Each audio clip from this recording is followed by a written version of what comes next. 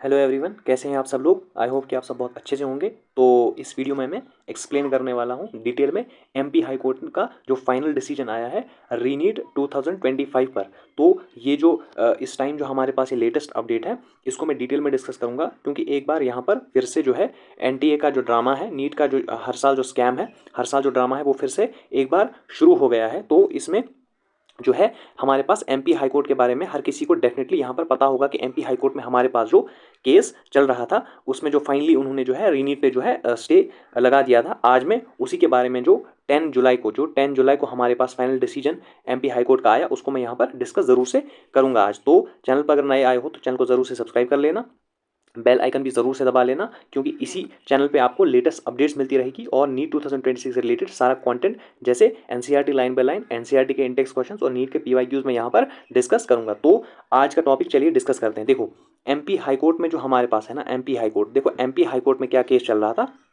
ये अभी तक सभी को अब जो है क्लियरली पता चल गया होगा कि एमपी हाई कोर्ट में हमारे पास जो केस चल रहा था वो क्या था। वो था कि कुछ बच्चों को जो हमारे पास है 75 स्टूडेंट्स ने जो है कोर्ट में पिटीशन डाली थी एमपी हाई कोर्ट में कि हमारे जो सेंटर्स हैं वहाँ पर जो है कहीं ना कहीं लाइट जो नहीं थी, हमारे पास लाइट जो है हमारे पास वहाँ पर नहीं थी। ऑलरेडी जो है नीट के एग्जाम में बहुत ज़्यादा पैनिक होता है, फिर अगर अचानक से जो हमारे पास लाइट चली गई तो हम कैसे यहाँ पर पेपर को अटेम्प्ट करते। तो ज़रा आप देखिए कि हुआ क्या असल में। देखो जो हमारे पास बच्चों की तरफ से जो हमारे पास वहाँ पर लॉयर थे, जो कहीं ना कहीं केस जो है केस की सुनवाई कर रहे थे, उनकी तरफ से जो लड़ रहे थे, तो उन्होंने जो कहा है हमारे पास, उन्होंने कहा है देखो बच्चों के पास जो है लाइट अवेलेबल नहीं थी। अगर लाइट अवेलेबल नहीं थी तो डेफिनेटली ऑलरेडी जो बच्चे हैं वो पैनिक सिचुएशन में होते हैं नीट जैसे बड़े एग्जामिनेशन में। तो अगर फिर अचानक से लाइट जो है चली गई तो बच्चे कैसे जो है हमारे पास एग्जाम दे पाते। पहली चीज़ उन्होंने ये कही। दूसरी चीज़ जो उन्होंने कही है तो वो उन्होंने कहा है कि जैसे पिछले साल तुम्हें पता होगा 1563 बच्चे थे, 1563, उनका डेफिनेटली बाद में रिनीट हो गया था, ये सबको पता ही होगा। ये ड्रामा पिछले साल भी हुआ था और इस साल जो है अब फिर से ये ड्रामा शुरू हो गया। उन्होंने कहा कि पिछले साल जैसे 1563 का रिनीट हुआ था, तो इस साल अगर 75 स्टूडेंट्स ही है, इनका भी उसी तरीके से रिनीट करा दो, ठीक है। तो ये जो है इनके साथ भी फिर जस्टिस हो जाएगा। तो ये कहा जो वकील बच्चों की तरफ से लड़ रहा था। लेकिन जो हमारे पास तुषार मेहता सर है, जो एनटीए की तरफ से जो हमारे पास वकील है, तो उन्होंने जो चीज़ें कही है ना, वो थोड़ी सी यहाँ पर जो है सुनने वाली बातें हैं जो उन्होंने कही। देखो पहली बात उन्होंने कहा कि जो है लाइट जो हमारे पास है, लाइट जो है असल में कोई इशू था ही नहीं, क्योंकि जो है हमारे पास डे लाइट में एग्जाम हो रहा था, तो इतनी जो हमारे पास लाइट अवेलेबल थी कि बच्चे जो है हमारे पास पेपर देख पाए, इतनी अवेलेबल लाइट हमारे पास थी। और जिस टाइम लाइट गई है, हमने जो है कैंडल्स का भी इंतजाम किया है। डेफिनेटली हमारे पास जो है हमने कैंडल्स का भी उसी टाइम इंतजाम कर लिया था, तो इसमें ऐसा जो है कोई दिक्कत वाली बात लाइट की वजह से नहीं हुई है। तो उसके बाद उन्होंने जो कहा, उन्होंने कहा ये जो हमारे पास सेंटर्स हैं ना, जिनके ये 75 स्टूडेंट्स हैं, इन्हीं सेंटर्स से हमारे पास जो है, इन्हीं सेंटर से AIR 2 आई है, ऑल इंडिया रैंक 2। इन्हीं सेंटर्स में से एक सेंटर से ऑल इंडिया रैंक 2 आई है। अब उन्होंने जो सवाल किया, बताओ अगर आप कहते हैं लाइट नहीं थी, पेपर नहीं दिख रहा था, तो ये ऑल इंडिया रैंक 2 कहाँ से आ गई, ऑल इंडिया रैंक 2 इन सेंटर से कैसे आ गई। यानी इससे ये साफ क्लियर होता है कि ये बच्चे जो है बिल्कुल जो है झूठ बोल रहे हैं, इनमें कोई भी यहाँ पर लाइट का इशू नहीं हुआ था। दूसरा उन्होंने ये भी क्लियर पॉइंट किया कि 11 स्टूडेंट जो है हमारे पास यहाँ पर जो है उन्होंने 600 प्लस यहाँ पर हमारे पास स्कोर किया है इन्हीं सेंटर्स में। तो कैसे फिर इन बच्चों ने, अगर लाइट नहीं थी, इन बच्चों ने कैसे यहाँ पर 600 प्लस स्कोर किया, ये भी उन्होंने जो है कोर्ट में क्लियर किया। बहुत ही ज़्यादा उन्होंने ये अच्छे स्टेटमेंट्स यहाँ पर दिए, जिससे ऐसा लगता है कि जो है अब जो है लाइट का मसला वाकई नहीं था, ठीक है।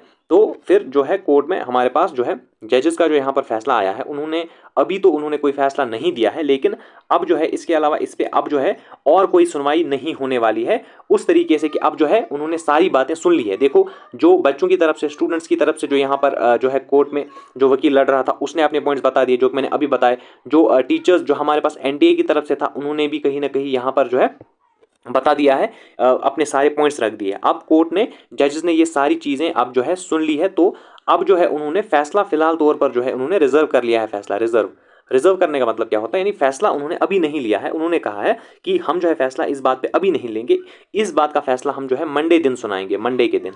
तो मंडे के दिन इस बात का अब फैसला होने वाला है। अब कोई भी जो है हियरिंग नहीं होने वाली है कि अब जो है फिर से जो है एनटीए की तरफ से जो है हमारे पास वकील जो है वो कहेंगे ऐसा हुआ स्टूडेंट्स की तरफ जो है वो कहेंगे, जो है अपनी तरफ से कुछ बताएंगे, तो ऐसा कुछ नहीं होने वाला है। अब जो है मंडे के दिन डायरेक्ट फैसला आने वाला है। लेकिन अभी जो लग रहा है ना कि मतलब क्या होने वाला है, क्या अब रीनीट होने वाला है सर कि नहीं होने वाला है, तो उसमें मैं आप सबको मैं क्लियर बता देता हूँ। ऐसा लगता है कि 99.9% चांसेस है कि अब रीनीट नहीं होगा, क्योंकि जो जजेस हमारे पास है ना, जजेस ने एक बात कही है, उन्होंने कहा है कि हमें जो है हम सिंपैथी शो करते हैं, ठीक है ना।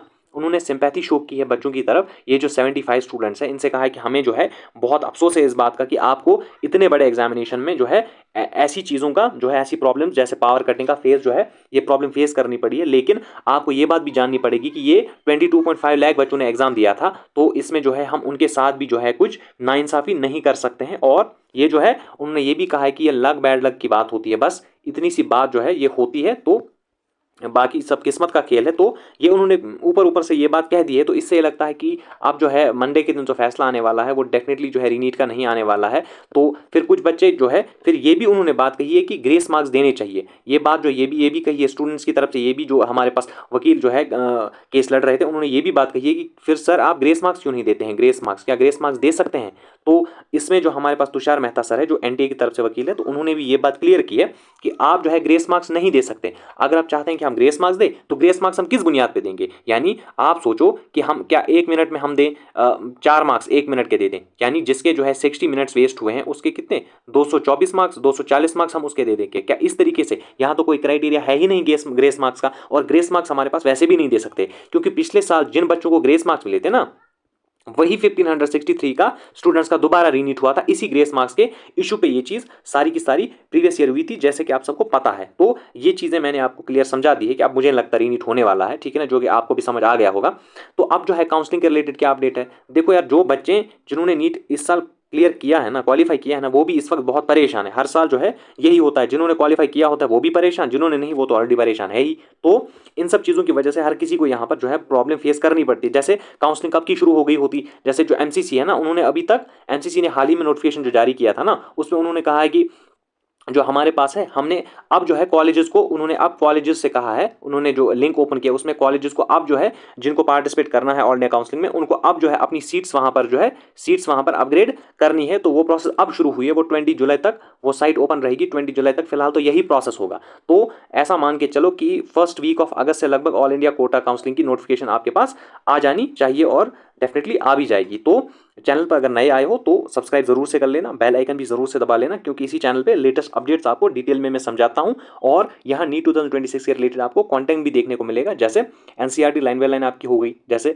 नीट के पीवाईक्यूज आपके पास हो गए, जैसे एनसीईआरटी के इंडेक्स क्वेश्चंस आपके पास हो गए, ठीक है।